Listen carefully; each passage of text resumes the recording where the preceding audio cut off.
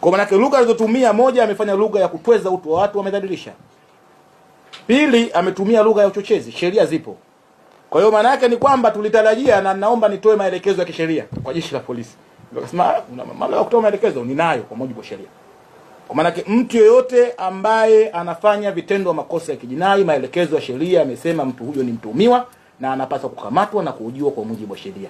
Sasa iweje mpaka leo hatujiona kwenye taarifa mbalimbali za habari kwamba limefunguliwa hata jalada la uchunguzi kuitishwa? Lengo la kusema haya nini? Tujue chanzo.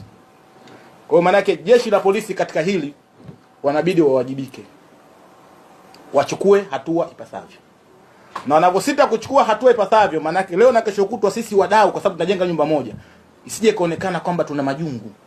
Kwa sababu na sisi tutatumia kalamu zetu nyekundu. Tutaandika.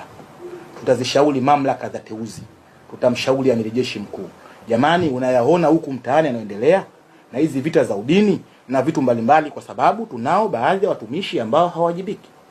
Ukiwa kama mkuu wa nchi na serikali kwa maslahi mapana ya taifa, ambaye umeapa na kuilinda Jamhuri ya Muungano wa Tanzania, umeapa kuondoa vita ya udini, ubaguzi na misingi yote, kwamba tunaona hapa watumishi hawawajibiki. Katika hili tunaomba uchukue hatua. Tutatumia kalamu nyekundu, maana yake tutaandika confidentiality, masuala ya siri, tunayo sheria ya siri na tunazo sheria za usalama wa taifa ambazo zinasimamia masuala mazima, masuala ya siri. Kwa hiyo tusije tukafikia huko. Ndio maana wadau tunasema, kwa sababu tutafika sehemu ambapo hatutarajii sisi kama wadau ambao tunajenga nyumba moja tukataka tugombane.